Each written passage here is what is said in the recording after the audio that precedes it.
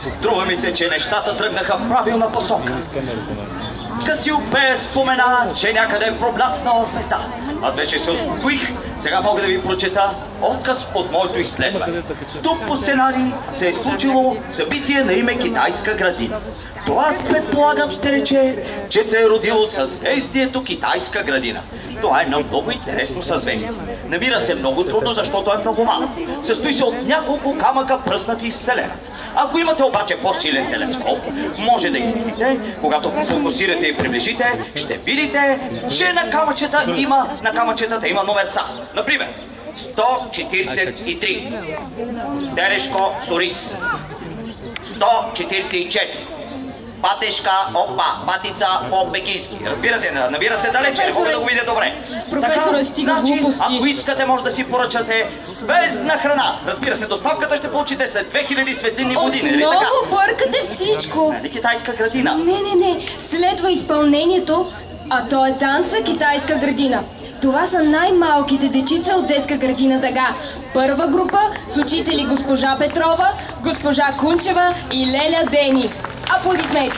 И това е танц, в който един художник ще рисува една приказна картина, пълна с цветя, с боболечици, с охлювчета и какво ли още не. Това е един много сладък малък танц на децата от първа група!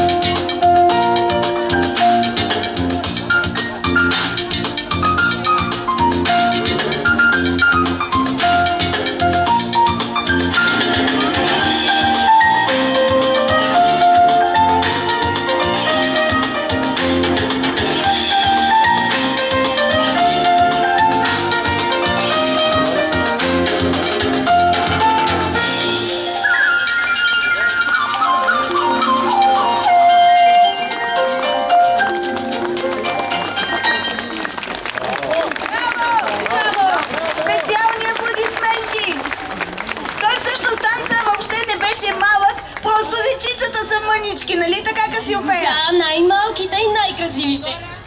Хайде, Теди! И така, уважаеми феи, докато децата танцуваха, аз се взирах добре. Между другото, те наистина се разпъсват във Вселената като звезди.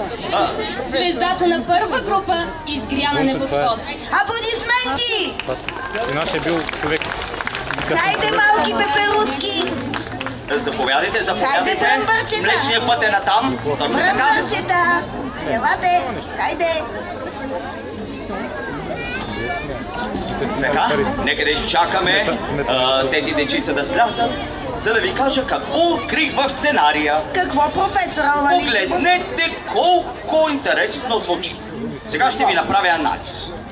Пише: Вива Испания! Това, разбира се, уважаеми феи, ще рече, че се е родил